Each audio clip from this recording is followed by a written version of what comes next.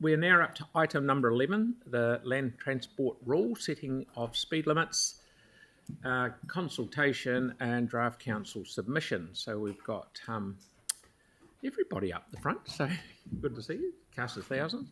Yep. Far away, the floor is yours. Kia ora koutou, it's the A-team. So we're talking today about the draft setting of speed limits rule that has been put out for consultation by the government, and the submission that is with you, the draft submission that is with you today. I just wanted to give you a really quick background, and then we'll just open up for questions. We'll take it as read. So we've the draft rule landed with us on the 13th of June. So we've had a very short turnaround time, and staff have had very short time to draft this. And I would actually like to acknowledge Jane beside me and the work that she's put into getting this with you today, to meet all the deadlines for agendas and meetings for ELT and yourselves. It's been very quick. But anyway, we have got a little bit of time after this meeting before it needs to be submitted. Hence, we've got an OR resolution up there for resolution 3 and 4. So we've still got time to make some tweaks if that's what we choose today. And we are very open to feedback and discussion today about, tone of voice changes or change of emphasis that you think might need to happen in the submission, and then we can make that before we send it off. So just to highlight the main changes that are proposed in the rule, and the draft rule, it really focuses on an increase in speed limits on most roads. The reversal of some changes that have been made. It does note some changes that have been made since the 1st of January 2020. Focus on benefits realisation and consultation, so BCRs and consultation.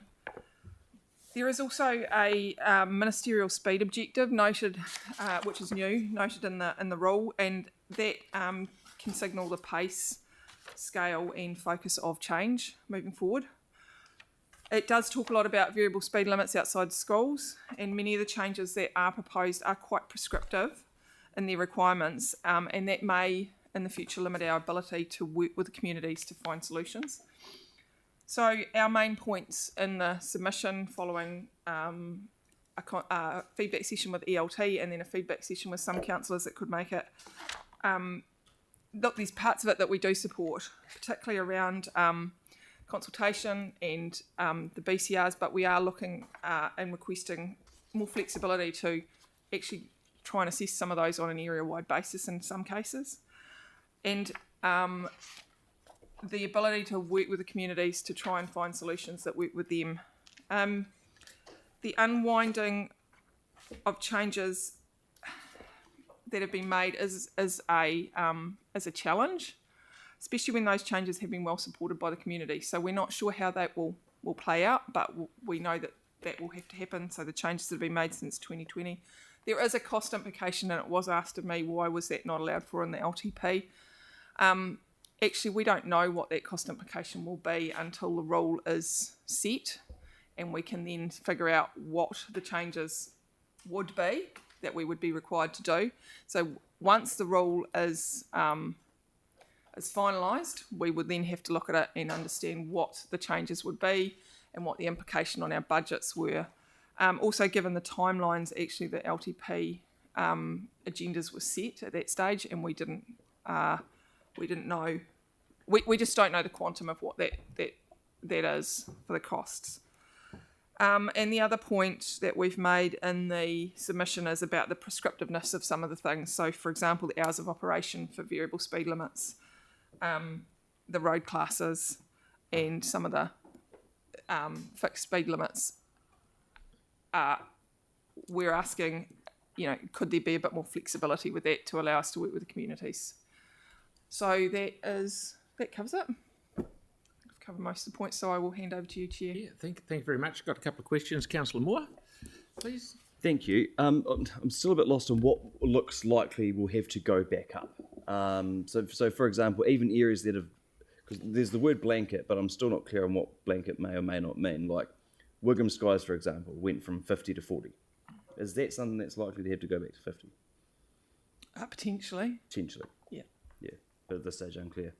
It is still slightly unclear Yeah. from the rule as to exactly what. Yep. But there is a focus in the proposed rule, correct me if I'm wrong, around the 30 kilometre Yeah. wide, area wides. Yeah. So more likely that those would have to go up than Yes. 40. Okay. So presumably hundreds of 50 signs have been removed over the last few years. Are they all in a warehouse somewhere, or are they gone? They would have been Probably reused. gone and reused. They would have been reused. They would have been reskinned. Reskinned. Okay. Yep. So it isn't just heaps of 50 signs somewhere yet. So it would cost a small fortune. I mean, is that something we should be stating in a submission, that if we're going to be directed to do all these things, it's going to cost a fortune? Are you at least providing some We funding? have stated it. Yep. Cool. We don't know what the full Yep. 29. Yep. Excellent. 29-year unplanned costs. Yeah. And do you have a view on the variable signs? And because the ones that have a sticker on them saying times, no one can see that from their car. Like, to me, that's a bizarre plan. I'm not sure what the question is, sorry. So, do you have a view on that? Does the submission have a view on that? On what, the size variable of the sign? signs. Well, variable signs that have like the time of day you can do the speed, so people can see 30. Then it's just got some times underneath that no one can actually see, and are very, very confusing. So we have to put those up because that's the rule. That is the rule. I think the as the rules proposed, there'd be a lot more flashing electronic variable signs, Yeah. and the electronic signs don't necessarily need the text on them. It'd be the static signs. That the new rule is also allowing for more static variable signs. Yeah. And that's where that would be more of an issue. Okay. Cool. Thank you. Okay, The councillor. Sorry, just to add, the variable signs are a lot more expensive, of course, than the static ones. Councillor Templeton. Thanks so much, and thanks for turning this around in such a quick amount of time. First one, the coalition agreement originally said in the original announcements that we would have to raise speeds where it was safe to do so. But from my read of this, that's only going to be applicable to state highways and not to urban areas. Is that right? That's our understanding at the moment. I think that there's not. I think there's the there is the speed limits table they provided us. Yeah. So we would, if it stays as proposed, we would need to try and match those speed limits to our road types. Yeah. In that very prescriptive manner.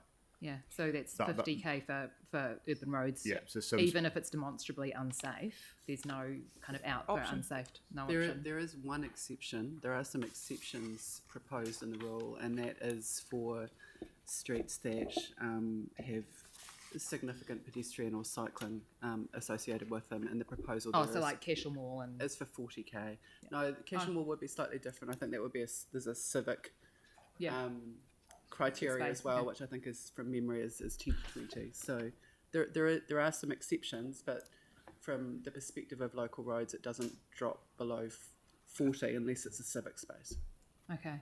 The table shows 50 only. There are exceptions Yeah. in the second Okay. part of the Just that table. 40. Yeah.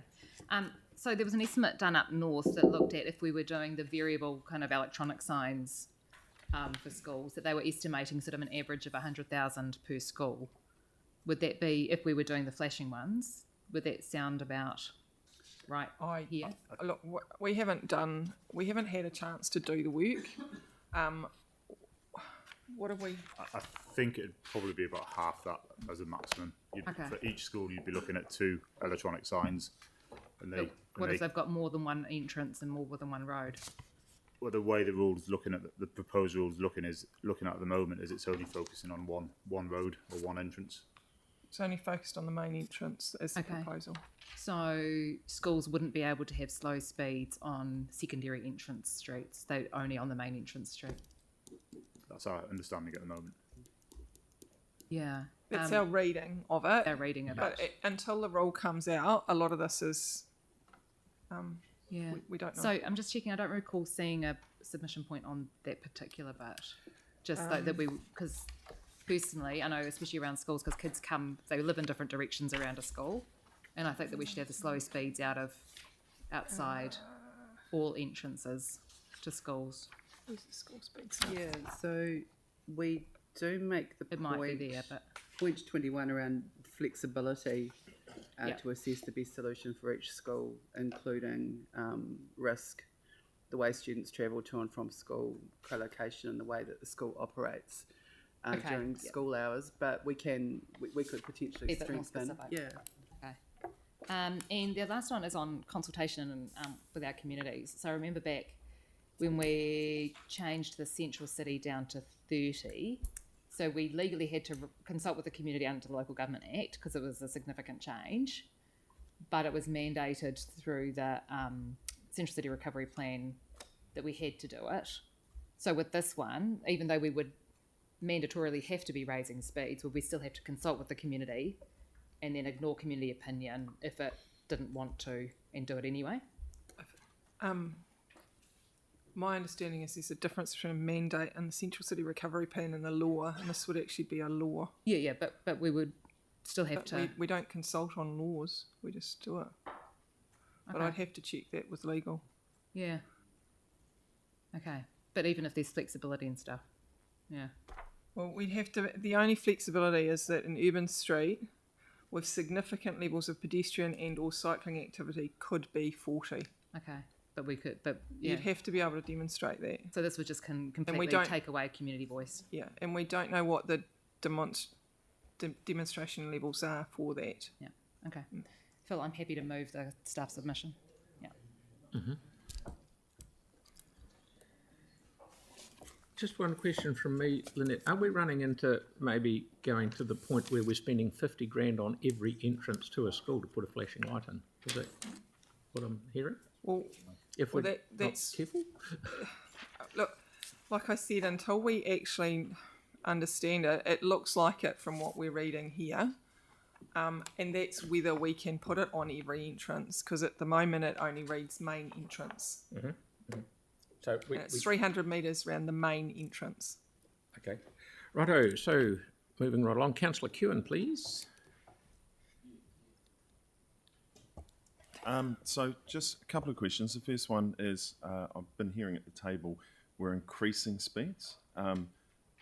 Where are we increasing speeds if this goes through? I thought we're going back to original speeds. Is there some increases planned that you saw? There are areas that are 40 and 30 around the city, area-wides that will be required to increase to 50.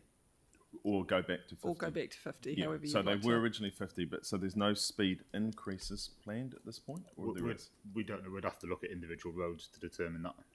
Right, because I remember when I was first elected, we wanted to do a whole lot of different stuff around our community board, but we couldn't because the government rules of the day were consistency across the country. Is this not a return to consistency? Is that what isn't that the intention of what they're trying to do, is to create consistency? Like around schools, like if you're passing a school in Kaitaia Bluff or Christchurch, that the speed would be exactly the same outside every school in the country, or is that not what we're looking to do? That's not what they've articulated in the draft document. So they've said They've not articulated it for those reasons. Let's put it that way. So it would be different speeds outside every school. No, it'd be 30 k's outside of school. So All yes, school, we yeah. understand that, and Yep. and previously it was 40 k's outside all schools. Yeah. So So yes, we like 30? No? we're okay with variable speed limits at 30. Yes, and that's not changed from what it is now. So that's not changed. It is currently 30 k's for a variable speed limit outside schools, and that hasn't changed in this proposed rule proposal. Right. But with the consistency around that, isn't it best or safer to have the same time limits and the same speed outside every school? The time limits. The don't time necessarily- limits is an issue. Yeah. Because it only works if that's the time that school starts and finishes. Right. And our schools, as we found out across the city, start at a very large range of times and finish at a very large range of times.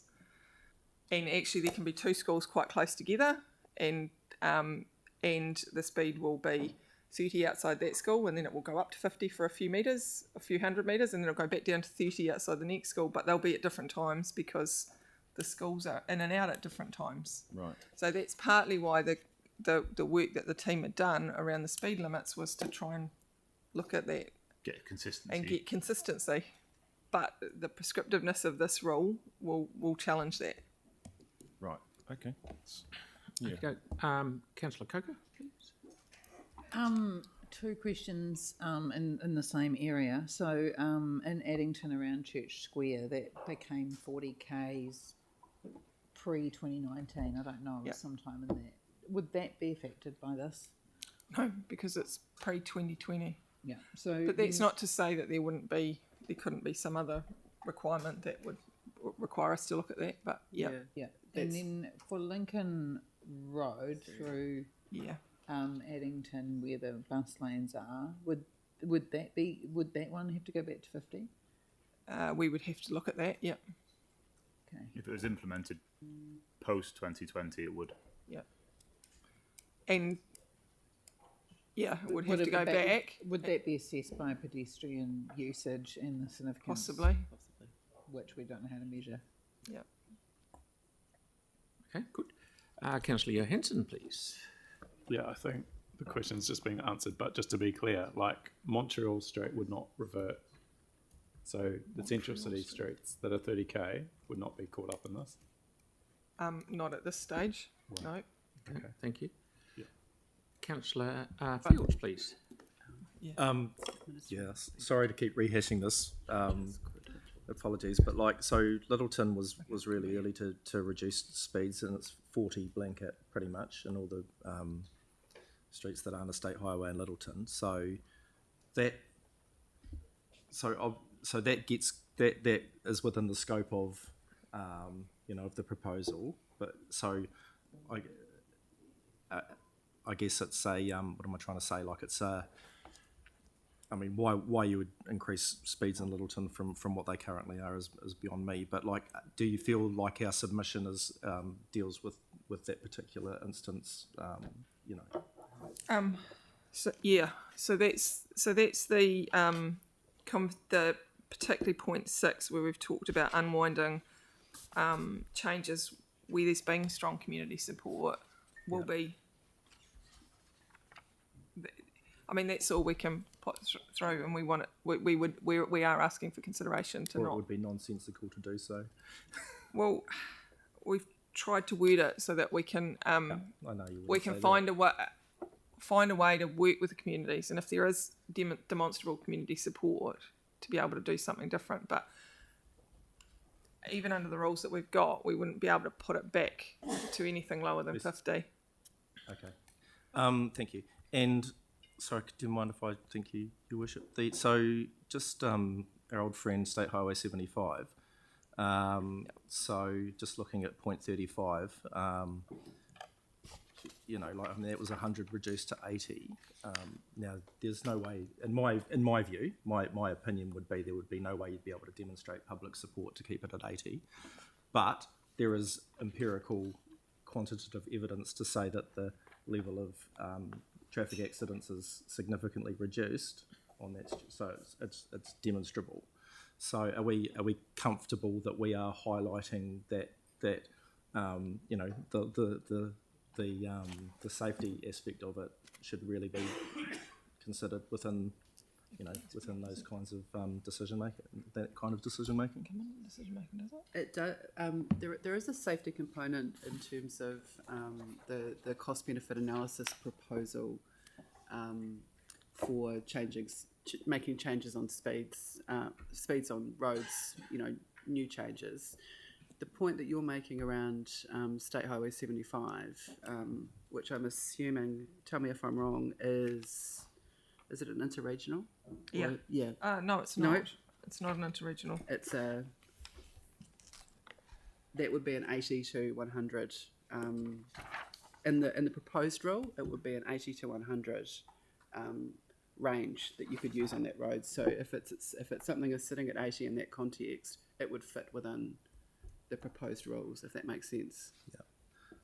So so there's a chance that it could be increased to 100, or reverts back to 100. Yeah, right? but we won't have any say on it. Yeah. But I suppose in our submission, are you comfortable in the submission that we're sufficiently raising the safety aspect of something that was unpopular but is demonstrable to actually have the outcome that was intended? are we comfortable that we're actually stating that in our submission? We do raise points in the submission as related to evidence In our network. and in our network. With regard to the changes that we've made to reduce speeds and the safety impact that's had. I guess we were trying to make that point through giving some examples of our own experience in the submission. Okay. No, thank you. Just one Go on, more. go on. You go, Neil. Sorry, this is my last one, I promise. So I'll give you an example of so there's a perception that lowering speed limits increases time taken to make a journey. So I'll give you a personal example where I was driving along Teddington Straight one day and a Range Rover barreled past me at 120 kilometres an hour and sped off into the distance. And then by the time I got to the intersection of Dyers Pass Road and Colombo Street, I came up behind it at the roundabout. It was like, well, that wasn't really any point to doing that, sir. So are we putting anything within our submission to sort of say, like some of the fallacies around journey time saving and that sort of thing? We haven't actually. But I also think we're trying in our submission to stick to the changes to the rules that they've done and the impact that will have on us working with our communities. That's where we've looked at it in the feedback that we've been getting from the communities through the LTP and previous annual plans. Yeah. Councillor Henstock, just one wee quick one from me, Lynette. Have we stopped putting up signs? Yes. We definitely have. I know it's written in there, but I'm just making sure for people out there. Yes, we have. Yes, we have put a hold on any work that's ongoing. When this came out, we put a hold on it immediately. Nothing else will happen. Once it is, we will do an assessment of where we're at and what we can do and with what we've got, and then we'll take it from there. Yeah, no, that's just for the benefit of people watching because they don't have the benefit of reading Screed's paper. Can I, through the chair, sorry, can I just add to, there was queries raised around other speed limits, particularly Central City, and other sort of 40k areas, that were outside the 2020 time. At the moment, the new ministerial speed objective. You say you better than me. With that, sure.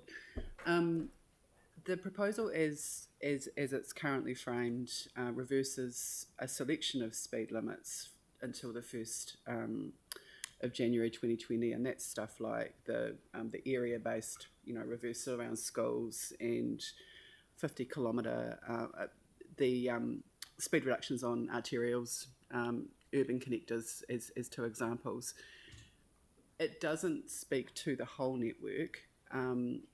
What we don't know is what the ministerial speed objectives will say in terms of the directions to road controlling authorities around broader changes in alignment with the new law on the network. So that is something that we don't know yet, and I think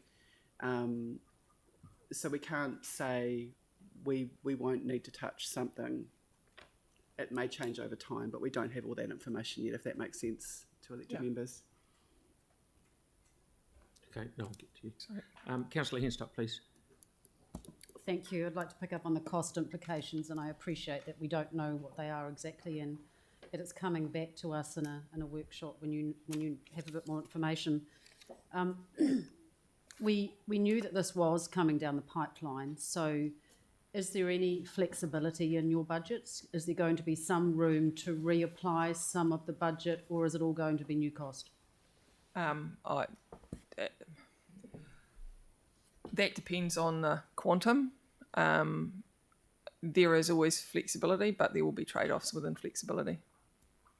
So given that we've stopped some of the program of work, as Mayor Phil just asked before, then assuming that funding that was on budget can be reapplied to this? It could be, or it may be that still has to go ahead because we have to implement the school speed zone. So most of that was school speed zone work. So they will still need to be implemented. Okay. Can I touch on that school speed zone? I know you said that there's quite a number of different hours that the schools are operating across the city. I'm not aware of that because I understood they were all within cooey of each other, beginning and ending. Can you just give me an example then of where those outliers are, please? So, for example, So, for example, the schools that I deal with, Papanui High School, starts at 8:30 and finishes at 2:30 every single day. But St Bede's on the corner starts anywhere between 8:30, I think, some days, and 9:30 on another day, and they'll finish anywhere between 2:30 and 3:30. So it can be. It sounds within Kui, but when it's one day a week that they start later or finish earlier, and I think there's a lot of schools around the city that are like that. It's correct, isn't it? Yeah. So yeah, it's In terms of a time zone, if the school zone was from say 8 to 3:30, 8 to 9:30, and then 2 to 3:30, then that'll encompass everybody, as opposed to but the rule doesn't state that you have it up for that period of time. It's a 15-minute block, or it's a half-hour block. So for example, the rule, as it's currently written, says that variable school speed limits can start at 2:30, which actually doesn't work for Papanui High School. It needs to start slightly before. They usually start 15 minutes before and to 15 minutes afterwards. Now, yes, to Councillor Kewen's call before, if it was all the same hours across the city, but we're not quite sure how that's going to work at the moment around that rule. I appreciate you had time constraints in preparing this. Yeah. Sorry, was there something you wanted to Sorry, add there, Christchurch Boys starts at 9:30 on a Wednesday, for example. I appreciate you had some time constraints and you ran a councillor workshop. I was unable to attend that. Did you get some good input from councillors? What sort of numbers? Especially, what sort of numbers did you have turn up to that workshop? It was half a dozen. We had half a dozen attendees at the workshop, and we had a couple of other councillors email stuff in, which we got email comments in, and largely the conversation was around that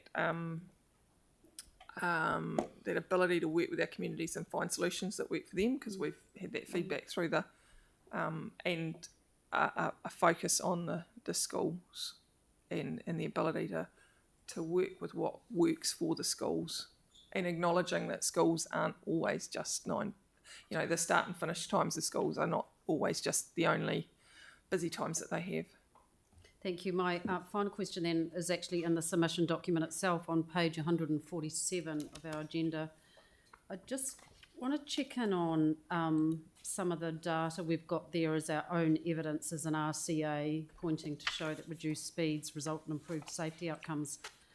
I'm struggling to grasp how you measure expected injuries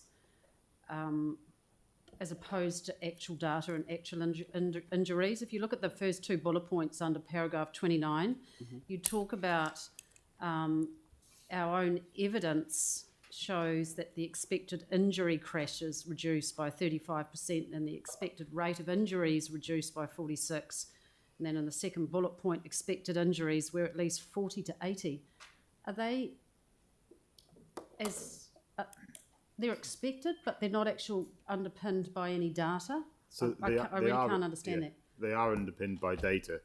The problem is, if we didn't change this, we know what the crash rate was before the speed limit went in, and we know what it was after the speed limit went in.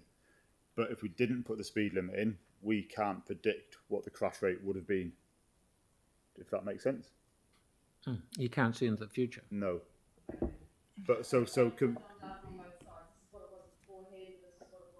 Yeah. So it's Okay. Councillor Barber, please. Thank you, team. I'm really interested in how you're going to assess whether a speed limit would stay in a subdivision. In terms of, something like, say, Preston's, which is 40 k's an hour, and I think it's generally accepted by the community. How will you assess that? we don't know yet, because we don't know how we'll be required to assess it. Okay. So, and we don't know until the details of the rule come out, and the details of the guidance from Wakakotahi, and the details of the economic assessments that we'll have to do. We haven't got any of that to go with this, so that's why we've raised those points and asked for some flexibility. Yeah, because I mean, in my community, people are struggling to understand. We've got Preston's 40 k's, the road going past Preston's Road at 60, across the road 50 k's, and then talk that Parklands was going to go to 30, and that Yeah. a bit confusing for people. So as it stands, all of those, except for the 60k road, would revert back to 50 unless we could build a case for, and we don't know what the guidance is yet, to say that it's classified as an urban street with significant levels of ped and cycle activity. And that would be the opportunity to push it down to a 40. We'll leave it at 40. But we don't know what that means yet. Yeah, oh no, that's good, thank you. Okay, Councillor McClellan. You're good. Councillor Johansson. Yeah, thank you, and thank you for the work that I've got you, Tyler. you've done on the submission. There's a lot of good points in there, but I guess I was just concerned that in some of the points, particularly around the discussion around engagement, and like point 12, you talk about anecdotal feedback from residents on neighbourhood streets where speed reductions have been implemented, reporting greater than expected sense of community connectivity and safety. It doesn't seem to give. Well, I'm just wondering why we haven't made reference to those people in the community that have raised concerns about some of the speed limit changes, and whether we'd considered just recognising that some of them have not gone down well, both from a safety point of view or from a community point of view. So we actually recognised that, Councillor, earlier on point 3. Right. So we acknowledged that there's a wide spectrum, and it includes strong support for speed limits, particularly on local residential streets, and those that opposed reduced speeds, particularly on busier roads. Yeah, I guess it's not just the being opposed to it, it's actually the very real life feedback that's coming through from places like Gloucester Street, for example, where people are overtaking, at high speeds on the right. There's road rage. There's people overtaking on the left. There's a community that doesn't really understand and probably the driver behaviour doesn't match to people feeling more connected or safer. So I just felt like maybe there could just be a little bit more added to noting that we haven't always got it right, and that we are open. My understanding is, as council, we're looking to change Gloucester Street, which I totally welcome. So we do have, processes to evaluate and respond to concerns when concerns are raised. Yes. Which I think strengthens the argument that if we do it, we do have processes in flexibility, place. yeah. Thank you very much. Councillor Harrison Hunt, please.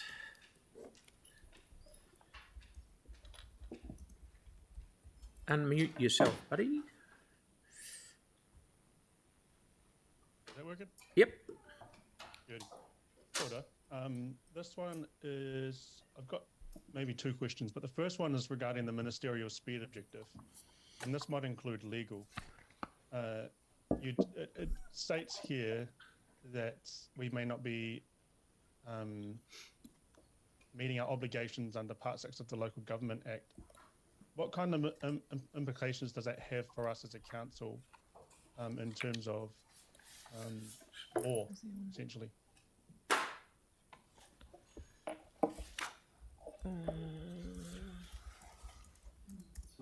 It's point 23 on page 146. Thanks, Councillor. I'm on the wrong page. It relates to pace scale and pace and scale.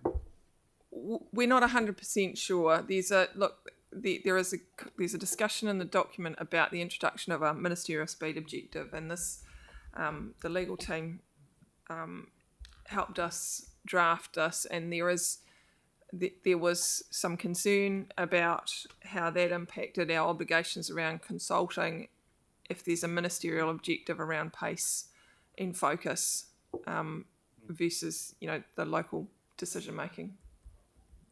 That was the challenge, but we're not 100% sure. So there's not a lot of detail around the ministerial speed objective. Okay, and for clarity around schools, what are the current zoning provisions that are being proposed in terms of from the entrance to which area in terms of speed changes? It would just be a 300 metre variable speed limit on one school on the main school entrance.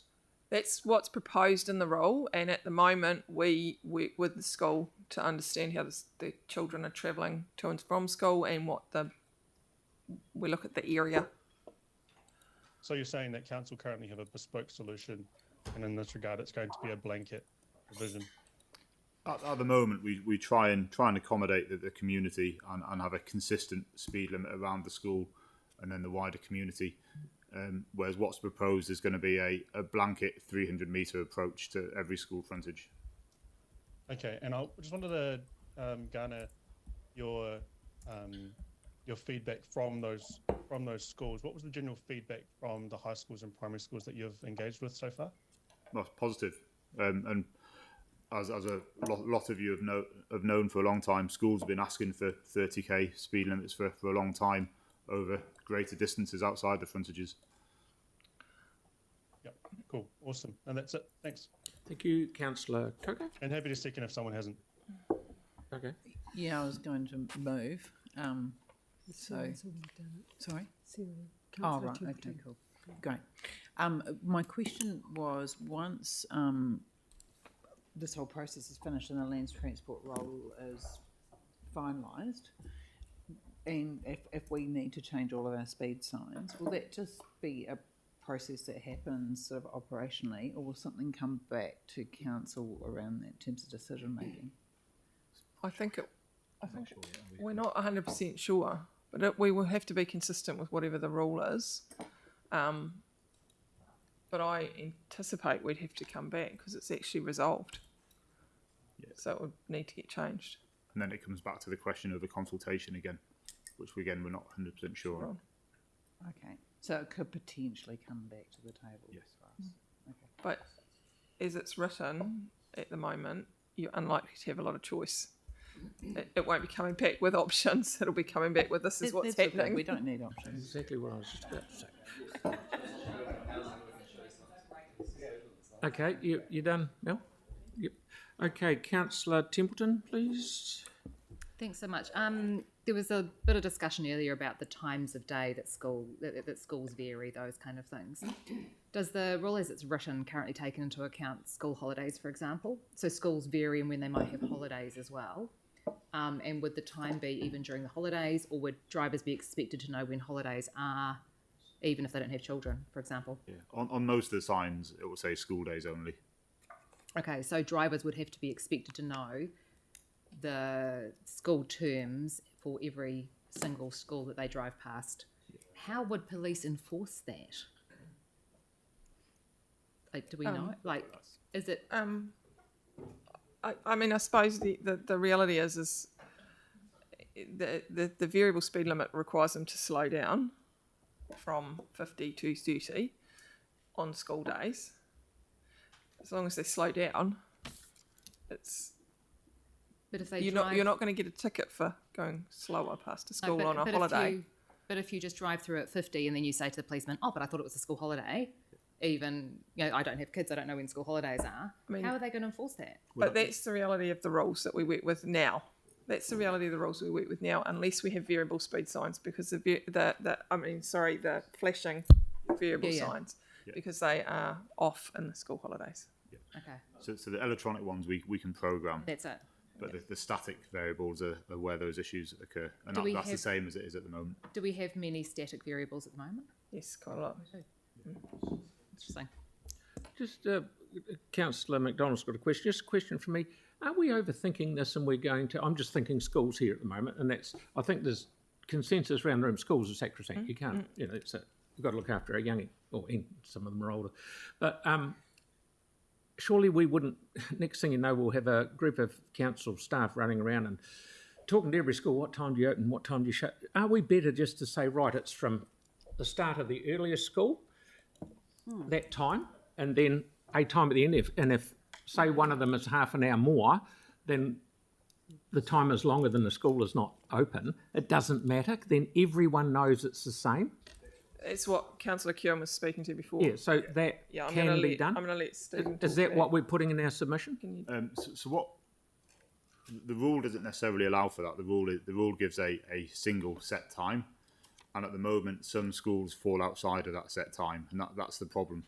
What we've done currently under the existing rule that's in place, we've tried to group groups of schools together to get consistency in areas, to make sure that we accommodate that, so that there's some areas where you might have 4 or 5 schools in very close proximity with all slightly different start and end times. For those areas, we've made sure there's a consistent signage and start and end times of the signage for those areas. I'm sorry, I'm just saying every school in the Christchurch area, the same time. And if the school's not open for half an hour inside that time, so what? So the problem with that would be is we'd end up with a really big window of time, and then that almost forces people to not listen to the sign. So there's a double challenge, but also I do really want to point out Stephen's point that the time frame that is listed in the rule currently doesn't cover all the schools on all the days, and that's part of the challenge that we're going. So it is something that we can consider, but you do have a behaviour and use issue with that, because it then doesn't get respected. You see where I'm coming from? I'm just trying to make it less confusing. No, I do. But a confused person like myself. And the way it stands, but it doesn't work. Yeah, the way it stands at the moment, we wouldn't be able to implement what you're suggesting. Yeah. Right, So the way the rule stands at the moment. Councillor Harrison Hunt, please. Kia ora. Just one more question was around schools that are near highways or motorways. Like, for example, Curlitz Road has Riccarton High School and Te Kāpihu School. Is there anything within this submission that you've got that may address that? Sorry, can you? So at the moment, so there's schools that are walking out onto state highways essentially. Oh, yeah. And is there anything in that submission that may address that? So we're thinking about Woolston, for example, off Brougham Street. We're thinking about Riccarton High School. There are others there. School zones and state highway. That would be dealt with by Whakatahi. So there are rules. The school zones on state highways would have to be dealt with by Whakatahi. It's my understanding. We would have to work with them on that. My understanding is that it depends. So in 100 kilometre an hour zone, there are different changes than there are in a urban centre. So they still can implement school speed variable speed zones. Yeah. And they've got a slightly longer. They've got a longer window to put that in. So instead of the 300 metres around the main gate, it's 600 metres. So it gives more time for people to slow down. Okay, that's good to know. Thanks so much. Thank you. Councillor McDonald, please. Thank you for this. I guess the first one is if this has been moved and seconded, that's are we still open to changes, or how will that work? We've still got a couple of points. So we've noted that you want us to strengthen. There's a couple of points that we want to tweak and change anyway. Number 4 and number 21.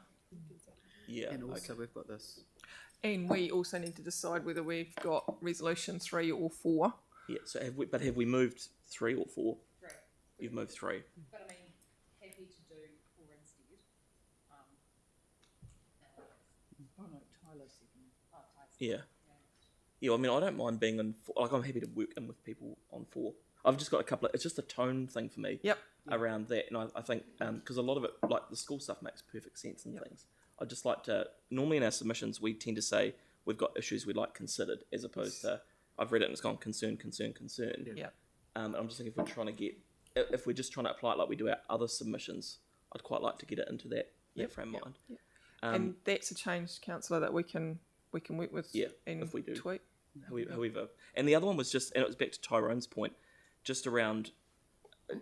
Which I thought was a good question, just around like the state highway in terms of that speed, the 80 to 100, and it's around point 4 where it goes. At all times, the council employs a risk-based, data-led approach to the setting of speed limits on our network, alongside working closely with our communities. And I've just kind of picked up on his point, which was the community wouldn't necessarily want the 80, but our data would suggest that 80 makes sense. I'm just wondering whether it's actually a relevant point. Well, sorry, not in relation to State Highway No, 75. but I'm using that principle of, Yeah. you know, if the community say actually we don't want it dropped, but the data says actually it makes sense to drop it, I'm just not sure it's written the right way. Yeah. Yeah. So yeah, we can reframe that so it's written a bit more like we work with our communities, but we also take a data-led approach to considerations. Just to kind We of can we can figure that one, we can't can we? figure it out. Okay.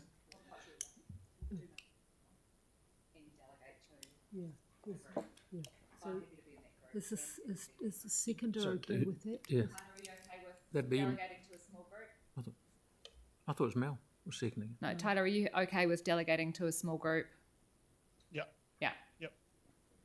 Okay, so we're going with 4 rather than 3. Is that what we're moving it to now? So, Tyler, did you want to be in that group as the seconder? Definitely. Yeah. and then maybe Vic, so we balance it 4-4. Yeah. So it's Harrison, Hunt, Henstock, McDonald. and Templeton. Yeah. Could I be in that as well, seeing I've been pushing the slow speeds for schools for over a decade? Yeah, Tim. Hang on. Before you know where the whole I think- council will be in it. I think 5's enough. I mean, you know, if only 4 of us can get together at any one time, that's fine. It gives a bit of flexibility. Okay. Yeah. All right. Yeah, I think that sounds good. Okay, we're all good. We have one more question at this stage from Councillor Kewen. Yeah, I got a couple. One is on the top of page 140. The draft rule requires variable speed, reduced speed. That one there. It said. What number is that? Sorry. So I don't know. Top of the page, Top of page 40 hasn't got a number. Top 140, sorry. Top of page 140. Not sure what you call that, but That's under the description of proposal. Yeah. Yeah, so at that point there, but it says the 30k speed limit will apply along a total length of 300 metres surrounding a school gate for most schools. I'm sure everyone agrees with that. Why does it say most schools? Which schools are not? That was the point around State Highway. Right. So that was the 600 metres for the Category 2 schools that would be on a state highway. So by most schools, we're talking about most of the schools on our network being the 300 metres. Right, and the state highway speed is still the same? The state highway speed in terms of the speed limit. Outside the school, it'll still be dropped to 30, just the zone's longer. 60, I think. 60. Yeah. Oh, their kids are quite hardy, aren't they? So why does our submission not say that all kids should only be hit at a maximum of 30k an hour rather than 60? Just putting it in actual terms of what happens. We can. We'll need. We could add that. We're going to strengthen that point around the flexibility on state highway network further. Okay. Well, I think we because the time limits in there, the specified is 8 till 9:30 and then 2:30 till 4. I would like to see the list of schools that are outside that because I don't know of any. And then you should be allowed to turn on your variable speed sign at any time when you need to, because if it's school production week and everyone's going out the gate at 7 o'clock at night, you should be allowed to turn it on. And so, but not on 24/7, because your Uber driver doesn't want to fine at 3 in the morning when he's trying to get some sick people home from partying in town, which we encouraged as well. And then also... So, councillor, sorry, to that, you won't be able to turn it on as per this. You won't be able to turn your variable speed limits on at any other time except those times. Okay, so our submission's Sit between asking for a variation You're asking on that. for flexibility to work with the schools too. But not be the able to understand 24-hour it. one that No. was proposed Okay. last year. And then finally, just on where we get our evidence from, because where it says the improvements have made positive changes, it says one here, similarly, the Riccarton Key Activity Centre in Christchurch has experienced an 8% increase in retail spending over 5 years. The inflation over that time was 16%, so that would suggest they've gone backwards. Just stating Okay. the obvious. Right, to but- be honest, I think we've, and I know you've got your hand up, Jake. I think we've had enough questions. It's a okay, wording. Okay. I'm just thinking, I mean, I don't know what the intention of those on the group is, but normally when we sign these off, we sign it off with minor changes, not, I would hate to think that it's going to be wholesalely Relitigated. rewritten. Is that the Let's go on the intention? group as well. Is that the, So which ones yeah, have we got? well, normally it does. Doesn't it normally say minor? Okay. So through the chair, does it help? Yes. Does it help if I just quickly note what we're going to work on with that group of councillors? So there's a bit of a tone of voice change around consider versus concern. We're requesting consideration of to try and change that tone of voice through the document, which doesn't fundamentally change the points that we're making. Possibly strengthens them. We'll look at whether we can strengthen them with that. We're looking at particularly point 4 and point 21 in strengthening and reframing those points, but not wholesale changes. Okay, yeah, that's well and good that that's what you've taken, but I'm just That's what trying I've to taken. check with those on the group that that's the intention when you start to work on it. Well, that's what I'm worried about, Sam.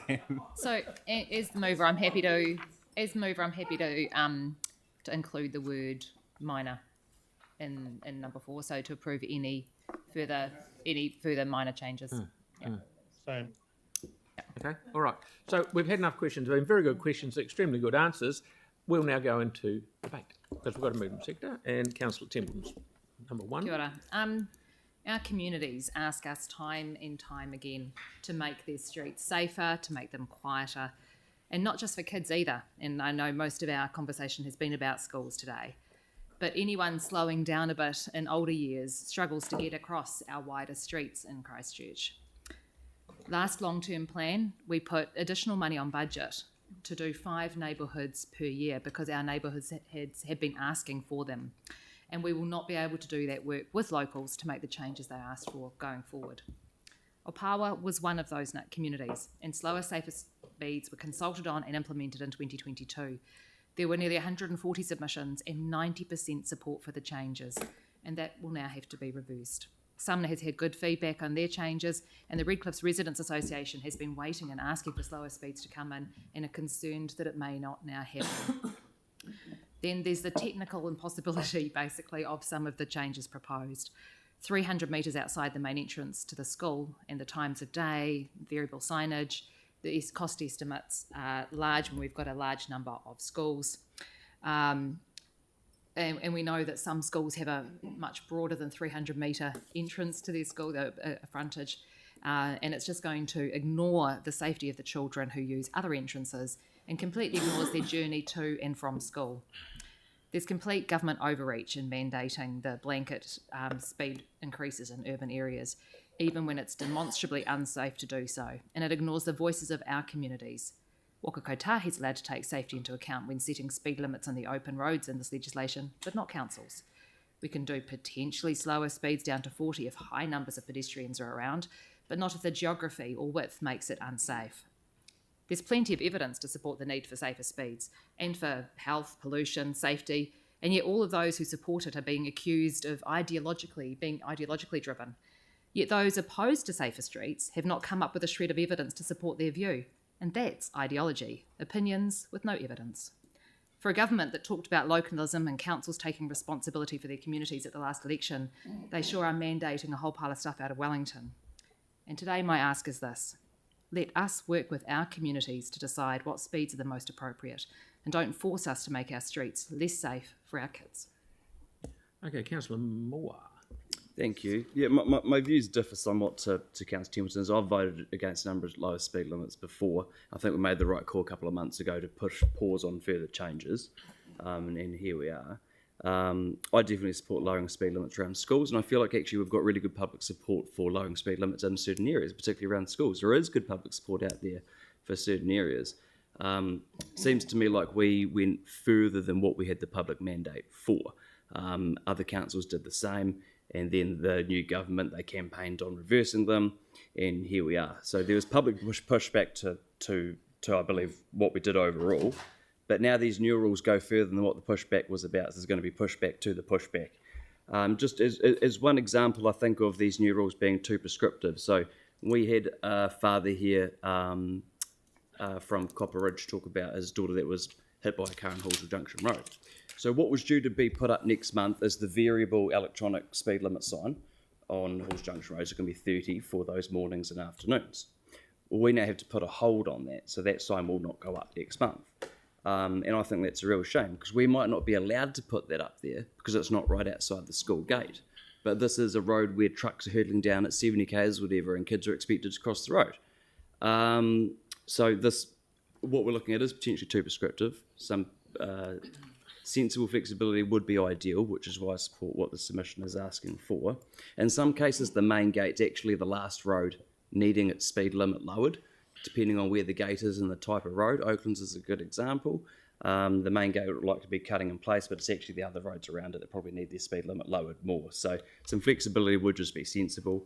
I certainly hope we don't end up in a position where we're having to reskin all the signs every few years when governments change. We should be able to tap into some form of consensus with speed limits around our schools as adults. If we can't do that, how can we have hope for our future generations? But I do appreciate the government doing this actually quite relatively early in the term. We need some certainty either way, or whatever we're doing. I think they were planning to make this process a bit longer, do so next year. They've done it sooner, so I think we should be thankful for that and pass that on too. Thanks you for getting on with whatever you may be doing. But it feels to me like we managed to piss a lot of people off along the way for pushing those speed limits too far out from where they needed to go. But then the people who wanted lower speed limits, in many cases, they've now got them or have been told they're getting them. Now many of them will be pissed off that they are not going ahead or have to get reversed. So instead of tapping into the consensus, it feels like we've managed to piss off not just both sides, but everyone in the process. So a bit concerned about how this is going to go. But if we can get some flexibility around those key areas, I think that would be sensible. Thank you, mate. Councillor Peters. Thank you. I think we're probably all the same around this table that we would love to make our communities safer. And the focus on making it safe around schools is absolutely brilliant. And we need to applaud the government for holding on to that notion of 30 k's around schools so that our most vulnerable young children can be protected. It's a shame that they've not given us more flexibility through the proposal to broaden it to some of the streets more immediate around the schools. Because I echo the sentiment of Councillor Moore that we did annoy a lot of people by overreaching with our previous plan that we were consulting on and looking to pass through council. We do want to make our communities safer. We need to have more flexibility so that we can, where the community would like to have the ability to hold on to what's been changed, they can. So hopefully the Minister will listen to that and that we can get that flexibility so that as our community has been consulted, has learnt to live with and is enjoying those changes, we can hold on to them. But hey, we won't hold our breath on that. We'll see what the Minister comes back with. I think we probably need to take a bit of a chip on our shoulder. The fact that councils around the country, probably including us, brought this on ourselves when this government came in by overreaching with the previous proposals. So now they're overreaching back, I think, through this rule, and hopefully we can find some middle ground where good majority of our communities can be listened to and continue to be made safe. Community safety is what it's all about, and it's not just the community around the schools, but it's communities that we all reside in the residential communities where your street is 50 k's and people are hooning through there inappropriately. There was a notion in law, I believe, around driving to the conditions. Seems to be a forgotten art. A lot of drivers don't know how to drive to a condition, but perhaps the Minister could remind people of that idea as this rule comes into play, that driving to the conditions is what driving is all about. And it's good to see the government, I guess, ministerially moving with the police to look at enforcement. It was great to see over the weekend them working around the antisocial boy racing. And hopefully when new speed rules come in, they can empower the police to help make our community safer through that as well. But here's hoping the submission we put in can be listened to by the Minister, and we can get the ability to work with our communities, because that's what we need to be doing. Keeping our communities safe in a way that they want to be made safe, I think, is what this is all about. Thank you. Councillor Melanie.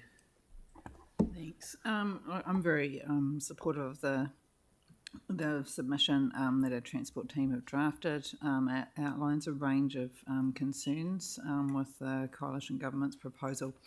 At the core of it, do we as a council agree the government should be able to set the speeds in our streets rather than put consultation with our community at the forefront of what we do? Does the coalition government know what the Local Government Act says, let alone what it means? Where Section 78 says that local authority must, in the course of its decision-making processes, give consideration to views and preferences of persons likely to be affected or have an interest in the matter. Some aspects of the land transport rule will have ridiculous effects, as have already been outlined in the submission. For one, there's a lack of consistency, as been stated. So if two schools are closer together but further away than 600 metres apart, the main entrances, the speeds could change from 50 to 30 to 50 to 30 to 50 again. Now, how is that consistent? Schools also don't start or finish at the same times, as we've already discussed. With the main entrance that was talked about, students like my daughter enter the school by the back entrance, which is a narrow local road, one that's often congested with cars. It makes more sense for the street to be 30 kilometres an hour than the main road where the main entrance is, because that has a set of traffic lights that allows students to cross the road safely. So I'm concerned about that aspect of the proposed land transport plan. Also locally, I'm concerned about the speeds in the Addington area around Church Square. Now, I remember distinctly when I was Deputy Chair of Spraden, I can't remember what it was called then, maybe it was Spraden Cashmere Community Board, I keep changing their names, but it was in that period between 2016 and 2019 where we brought to the council here about changing the speeds to 40 k's per hour. There was actually a huge debate in this chamber at the time about whether they actually could change it to 30 k's an hour, because a lot of the submissions had asked for that, but it actually wasn't possible to do that. So in the end it was decided to be 40. But now that we've gone through the safer speed changes, they're really looking forward to having 30 k's an hour around Church Square and all those adjacent streets, and asking me when those signs are going to go up, which obviously it's all been halted. So, I don't want them to be disappointed. I want to do the right thing. My fellow colleague over here has just said this is just a submission, so the coalition government probably won't listen, and I'm inclined to agree with that. It is what you said. But I think the rule is ill-considered. Anyone with a basic understanding of science, maths or physics knows the faster you go, the bigger the mess. It's clear that this government is on a collision course with local government and the community. Maybe we should slow down, take our time, use evidence and take a precautious and safe approach rather than a slapdash approach that fails the children, vulnerable road users and local communities of Otatahi and Aotearoa. But this council does have a history of not following the requirements of central government. It's rare, but a precedent was set when in September 22 we voted not to push ahead with the government directive on housing density rules, so maybe that's a process we'll need to take. And a good thing that was, never mind. Councillor Scandrick, please. Thank you, and I'll take the politics out of it, because the one constant, and let's be honest, if you look at Parliament over the last 30 years, it's been political ping-pong, left versus left versus right, etc.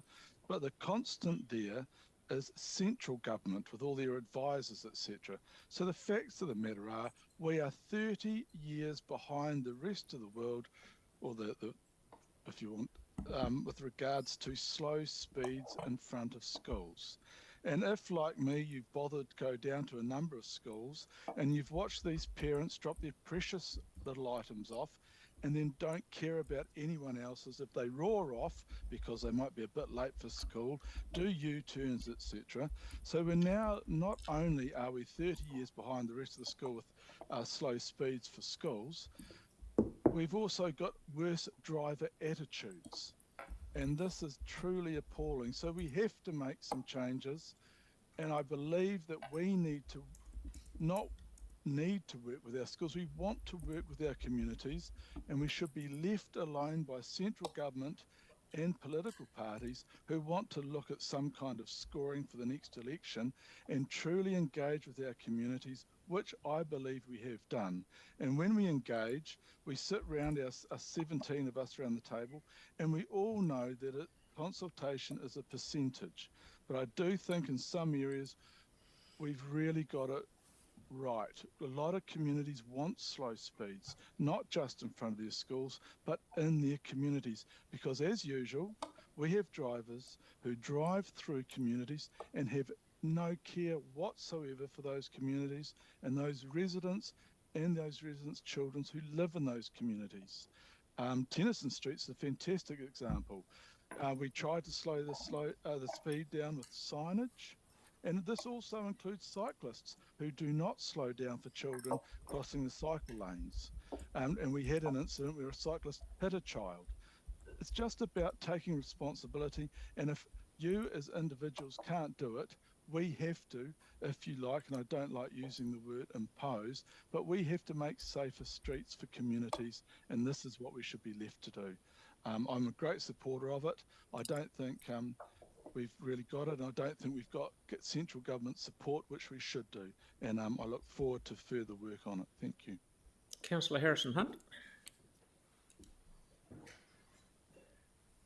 Kia ora koutou. I believe that there is a lot of actually consensus around a lot of the benefits within the submission across the table. But as the youth portfolio holder, one of the things that I've been doing quite frequently is actually talking to schools, to young parents, and to the community, particularly around speeds. And the number one thing that schools talk to me about, particularly the teachers and principals, is around safer speeds. So I'm going to talk about that for a couple of minutes. The first thing I wanted to talk about was the young people who talk to me. And one of the biggest things that they talked to me about, they gave me a line, it was a sentence, and they said, Tyler, this is a war on the young. And that really hit me for a wee bit.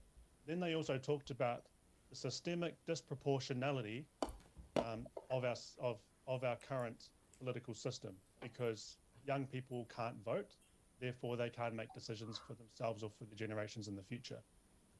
So what that does essentially is creates a disproportionate rule for drivers, road users, people who actually use those roads every day, to those kids that are walking to schools. Now, I see quite often the walking buses. And in the walking buses, I don't know if you've seen them before, the ones in my area have high visors on their backpacks. There's about 30 of them, and they have to safely walk across Curlitz Road to go to Te Kapi Riccarton School, and they have to walk back to go to La Vida Youth Centre.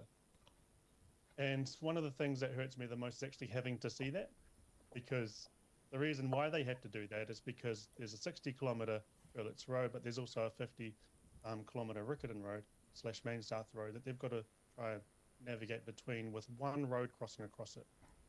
Now, drivers, road users often say that they're quite smart on the road, but then they say they get confused about signage and don't know when to go fast or when to go slow. So I've got a really good tip for those ones, including cyclists, including car drivers, is to look up while you're driving, look up, see the sign and go, oh, it's 30 Ks, I better slow down. Pretty simple. So parents often tell me they don't feel safe letting their kids walk to school, not because of the big bad wolf, but because of the big bad metal thing that drives across on our roads. So I'm actually quite happy with a lot of the proposed changes, but around the schools, I'm adamant to make sure that they're safer for our young people because they can't vote yet. And our young families want it, our teachers want it, our principals want it. And I actually really support Councillor McDonald's parts on where he wants to change the wording to make it more feasible and more clearer for the government, and hopefully the government sees some of this. Kia ora. Okay, thank you, Councillor McClellan, then we might throw it out to the end. Thank you. Yeah, I want to push back on the idea that this wasn't popular, therefore we went too far. I think, there's lots of, we live in a representative democracy for a reason, and that's because, we're empowered to make decisions that aren't always the most popular they could be, particularly when you have regard for young people who obviously can't vote and can't mouth off on Facebook. So I don't think that, I'm not convinced on that.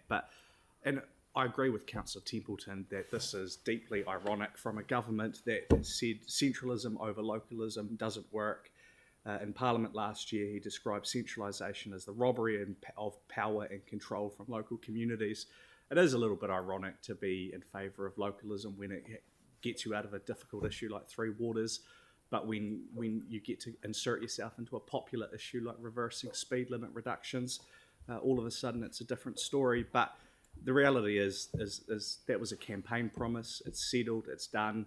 And that was actually some of my feedback in the workshop submission, which is actually let's emphasise the parts we can change, and I hope that the 5 of you or 10 of you, however many we settled on, will really emphasise the hilarity of some of those proposed school restrictions, rather than focusing on the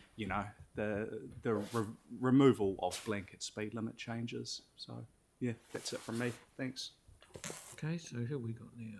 Councillor MacDonald. Okay.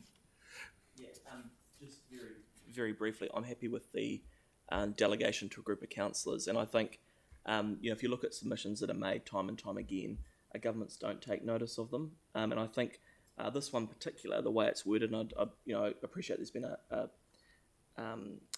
short turnaround time. We've got to avoid, and it's not the team that have done it, I suspect it's been changed with feedback, this activist approach to governing the city.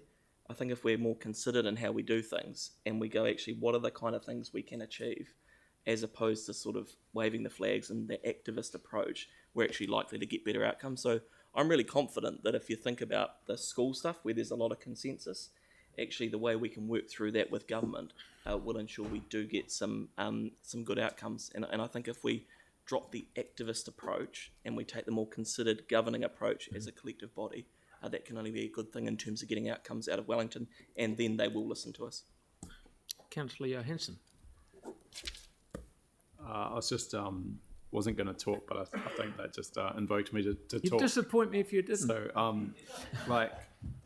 I think it is important that the city stands up for its community, and I think a number of councillors have actually articulated the arguments on both sides of the speed limit changes, and hopefully, I think the hope is that the submission does take a balanced approach to recognise that while not perfect, we try to respond to what local communities are asking for, and sometimes we get it wrong. And I think the measure is if you get it wrong, then take steps to put it right. And I know from my conversations with our staff, particularly around some of the streets in my community, that people don't feel that they've been engaged with properly. They don't feel that the benefits have accrued.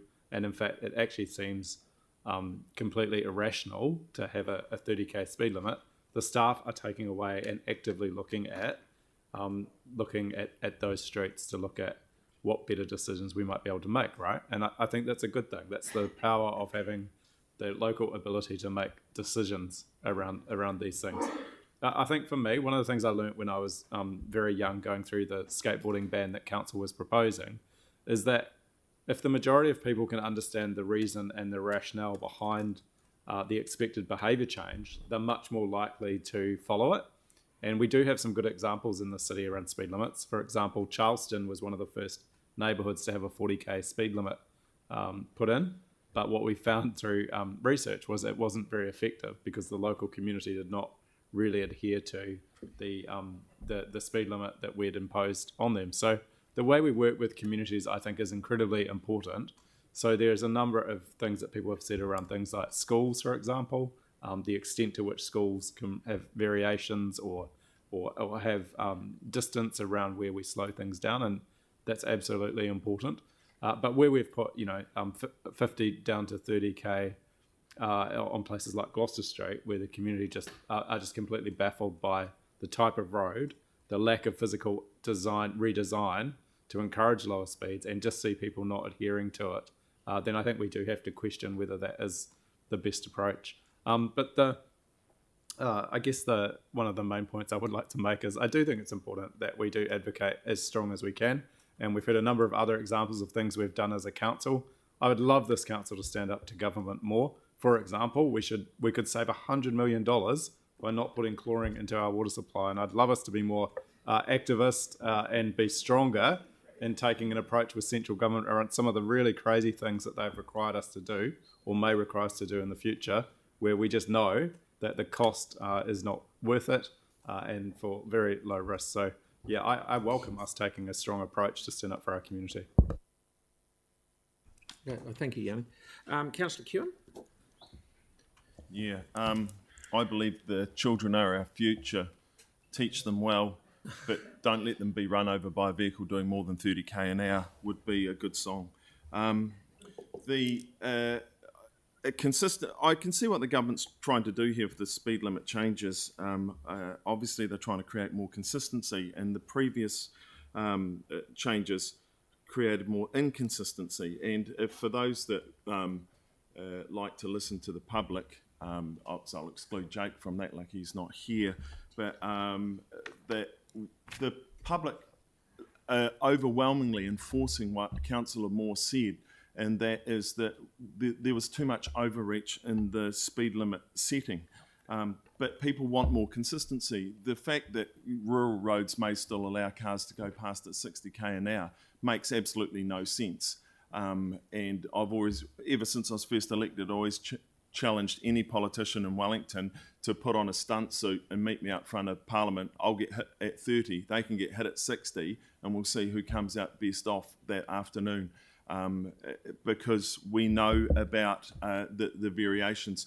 So to have, and I know in other countries, which has been mentioned, that we're years behind, that the speed limits outside all schools are extremely slow, rural or urban. So our submission should be extremely strong on that. That should be its strongest point. I don't have a problem with the fixed times. There's other bits in here that, there's lots of bits in here, like Sam said, are quite combative, so I don't necessarily agree with. But it does say in here, the draft rule requires variable speed limits outside school gates during school travel periods. That doesn't say limited to one gate per school. It says school gates. I assume, to me, that is every gates in and out of a school would be that speed outside that gate. So it's not 100% clear. Maybe they do only allow you one gate per school, but it's not. That's not clear in here. There has been too much overreach in the broad setting of the 30k an hour. That's why this government are pushing back on that. And for those that do listen to the public, even the ones on our own council Facebook page are majority saying that that they support around schools. Almost no one doubts that, but they all say that the 30k an hour all over the place has been too much. And some people here like facts, some don't, but I'd love us to get a presentation from the police on all the people that are killed in Christchurch and how they were killed, because our traffic planning will change considerably, because they're not killed by people doing 50k an hour who are watching the road. That is generally the definition of every single accident report. It is something else, because the guys that killed my mother were doing 170 in illegally modified vehicles. That's how you kill people on the road, and it's not doing 50k an hour. It's you're doing something else wrong or a multiple of things wrong. So more enforcement, and let's start listening to the public a little more. Okay, Councillor Fields. Thank you, Your Worship. Look, I won't go too long here. There's just a couple of things. Like, I support the submission absolutely. Like, we definitely need to get speeds in neighbourhoods right, for sure. Like, government overreach or whatever. Like, there's got to be a common sense kind of element to this. because I'd hate to think that we're going to throw the baby out with the bathwater in any of this. A lot of the communities on Banks Peninsula, if I lived in Littleton or Corsair Bay or Cass Bay or Governor's Bay or Diamond Harbour or Church Bay or Purdo, there's the reduction in speed limits has actually been a really good thing for those communities that have main roads going through them. So I think that's been a really, really positive impact. So I don't, it would be nonsensical to sort of relitigate those, and I can understand that.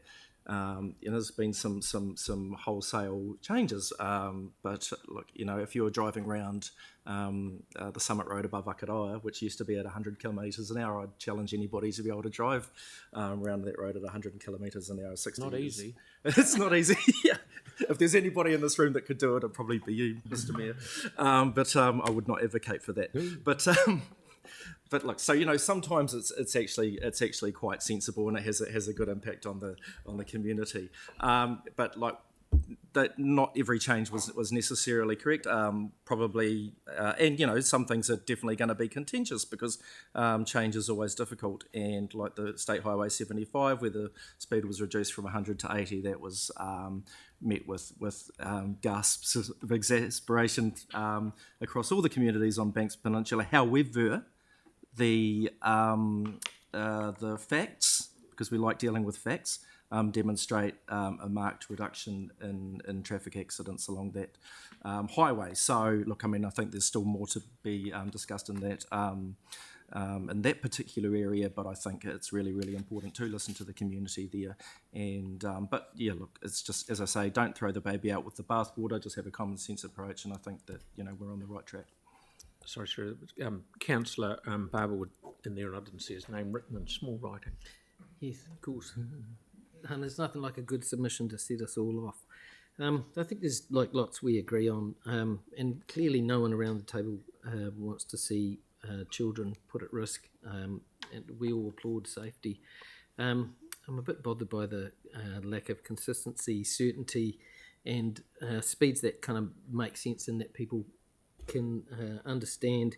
I feel like the work nationally through the current government and the last government has been a bit clumsy. I wish that there was some kind of sensible bipartisan consensus on safety on our roads and speed limits that works for everybody and is easily understood. I agree with what Councillor McDonald said about essentially taking the antagonism and the combativeness out of our approach. I think we'll achieve a lot more if we do that. I'm confident we can come up with a good solution for our city. It'll be interesting to see how that plays out. Cheers. Okay, thank you. I'll just have one wee add on. I've listened to everyone, and without question, schools are at. No one wants to see anyone hurt. I think what Councillor Peters said was I agree totally with, and everyone to be honest. But we did one thing I will say, we did have overreach. When I live on a street that's a cul-de-sac that's 100 metres long, and we're putting up an $1,100 speed sign to say slow down to 30 k's when it's only 1.5 car widths wide, that was overreach. And I'm pleased to say it didn't go up. The mark is on the ground to say put it up. So this has stopped that sort of thing. The school thing is absolutely sacrosanct. We have to do that. So that I'll support this, and this is good. And we've got the last right reply from Councillor Templeton. Thanks. A couple of responses to comments so far. I agree with Councillors Moore and Kewen about their community's ability to not potentially have speed limit reductions. And I think the key point there is that's fine for your communities. My communities actually want them, and they've been asking for them. This bill robs us of the ability to go community by community and get what suits communities. And that's one of the key points for this. I disagree with Councillor McDonald and Councillor Barber about their statements on sort of activist submissions, and I'd like to read you a few snippets from our Water Services Bill submission that Council approved unanimously last term. Christchurch City Council thanks the Select Committee, The Council remains concerned at the pace of significant change. This would be of concern. It's particularly troubling. We're also concerned. It seems an extraordinary risk. As we have continued to raise, we remain very concerned.